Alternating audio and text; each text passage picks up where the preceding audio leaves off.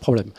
Dernier intervenant individuel, et puis ensuite je passe à vous parce que je commence à sentir un petit peu bruisser la salle là, donc ça veut dire que je sens qu'il y a des questions qui sont prêtes. Michel Deprost, donc vous êtes rédacteur en chef de Enviscope. Oui. Vous êtes donc un site. Je suis journaliste. Journaliste, et vous avez un site avec même un représentant à Grenoble. Mais Antoine Reboul ici présent. Mais vous êtes vous à Lyon. Oui. Vous avez d'abord entendu un petit peu les intervenants. Alors, 5 minutes sur est-ce qu'il y a des points qui ont été évoqués, qui vous semblent importants, et 5 minutes sur la loi sur la transition énergétique. Ça vous convient ? Je vais peut-être dévier quelque peu. Vous avez la parole. Bon, d'abord, nous sommes journalistes, donc nous regardons l'actualité. Avec indépendance intellectuelle aussi et compétence. Donc tout ça nécessite un suivi pour donner du sens. Il faut regarder au quotidien, classer, hiérarchiser, suivre dans le temps. Ça, c'est important. Donc on n'a rien à vendre, nous, en la matière, sinon du sens et de la compréhension. C'est difficile parce que, effectivement, dans le domaine de l'énergie, on a pensé que le signal prix allait nous pousser à être vertueux. Ce n'est pas le cas. On a aussi expliqué parfois que les énergies renouvelables, c'était gratuit, ou alors à l'opposé, que ça pouvait rapporter énormément. Donc on a vu que des erreurs de communication extrêmement nombreuses ont abouti à des contresens assez catastrophiques et ne nous ont pas permis de démarrer ni dans les temps, ni d'une manière régulière. Donc je pense que nous, journalistes, nous pouvons essayer de faire un peu le tri dans tout ça et puis d'aider le citoyen ou les citoyens que sont les étudiantes et les étudiants à voir clair et à voir si on a ou pas avancé. On a quand même avancé en quelques années. Alors, en dehors d'a priori, il y a eu des postures, bien sûr, qui ont parfois retardé le débat, mais on peut dire que les acteurs de la transition énergétique sont eux-mêmes entrés en transition. Donc les choses en quelques années ont évolué. Il y a eu l'an dernier le débat sur la transition énergétique au niveau national et au niveau régional aussi, qui a eu le mérite de mobiliser en Rhône-Alpes plus de 12 000 personnes à travers 120 réunions. Exercice positif, mais en même temps exercice qui était marqué pour nous, et on l'a écrit, par un certain nombre de biais. C'est-à-dire que dans le compte-rendu final de ce débat, on a vu que la question de l'industrie avait été oubliée, la question des industries fortement consommatrices d'énergie avait été oubliée, c'est-à-dire que souvent on s'est adressé aux citoyens consommateurs d'énergie, dans son appartement ou dans sa voiture, mais on n'a pas pris en compte l'économie globale.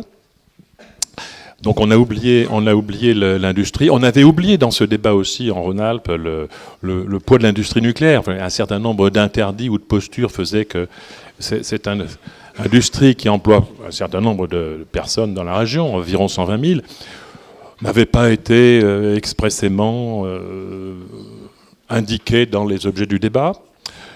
Donc quelques omissions, quelques biais. Industrie aussi, dont on n'a pas assez vu, à mon avis, l'importance qu'elle avait comme consommatrice d'énergie, mais aussi comme solution. C'est un problème, mais c'est aussi une solution. Et on voit que répondre à la transition énergétique quand on est dans une situation de désindustrialisation, ça n'est pas facile. Ça n'est pas facile.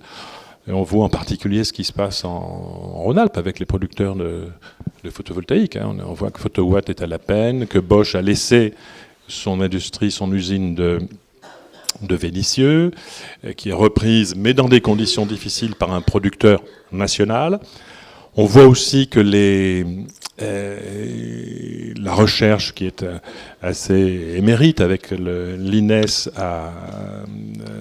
au Bourget-du-Lac, peine non pas à avoir des résultats, mais à les transférer au niveau industriel, y compris, malgré des coopérations assez fortes avec les Allemands du Fraunhofer ISE, par exemple à faire aboutir un projet de très grande usine européenne d'1 gigawatt de panneaux photovoltaïques, pour lequel, on m'a expliqué il n'y a pas longtemps, on n'était pas sûr de réunir les capitaux.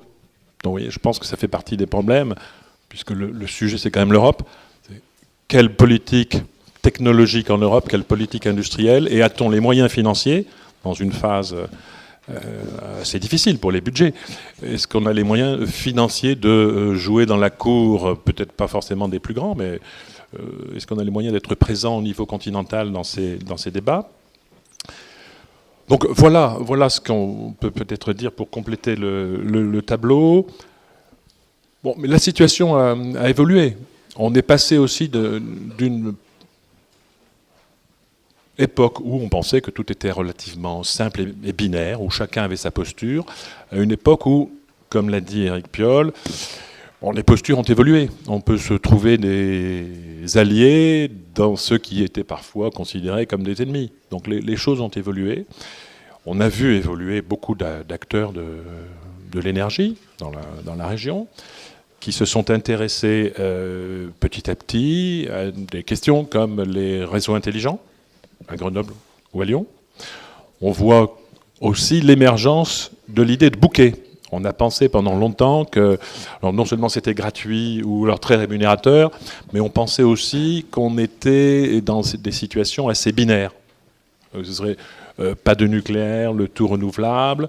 On a pensé que tout ça était pour demain matin ou après-demain. Maintenant, je pense que ce qui est intéressant, c'est que les éléments du paysage sont vraiment en place.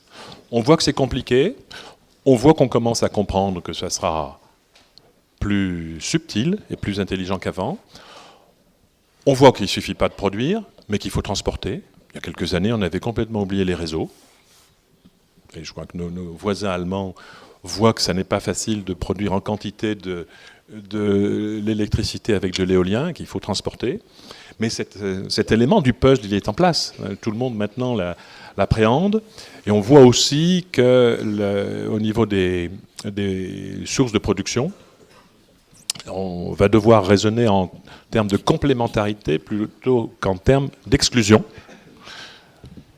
D'une manière très sérieuse, la biomasse a émergé avec le bois, ce qui pose quelques problèmes d'organisation, logistique, pour ne pas épuiser la ressource, la solliciter plusieurs fois. Le biogaz, le biométhane aussi, est devenu vraiment maintenant une solution très sérieusement envisagée. Je crois qu'il y a à peu près une quarantaine de projets d'injection en Rhône-Alpes dans les tuyaux, si on peut dire, alors qu'il y a quelques années, il y en avait 0. Donc les choses vont vraiment vite. En matière d'hydraulique, bon, les choses sont assez saturées, mais il y a peut-être avec la micro-hydraulique quelques mégawatts à aller rechercher. Le gisement des économies d'énergie aussi est assez cerné, avec quand même un problème objectif. On a 500 000 logements à rénover par an. Je ne pense pas qu'on soit au rendez-vous, parce qu'on a un sérieux problème financier. Enfin, je pense que l'élément positif est que on a sous les yeux maintenant des éléments assez complets. On voit qu'on ne peut pas raisonner en matière d'une manière assez simpliste ou idéologique. Une transition énergétique, moi j'étais journaliste dans une région charbonnière, la transition charbonnière, il a fallu 45 ans. Entre le moment où on a décidé qu'il fallait plus de charbon et le moment où il y avait effectivement plus de mineurs, il a fallu 45 ans. Donc on est engagé dans un processus dont je pense maintenant, comprend les données et les enjeux. Et je pense que la base de cette transition est posée, et je pense que c'est ce que dit la loi. Elle est un peu le texte qui ramasse tout ça et qui dit que bon, la construction peut continuer. Avez-vous d'autres questions ? Pas tout de suite, mais je pense que nous allons revenir vers vous. En tout cas, je vous remercie infiniment.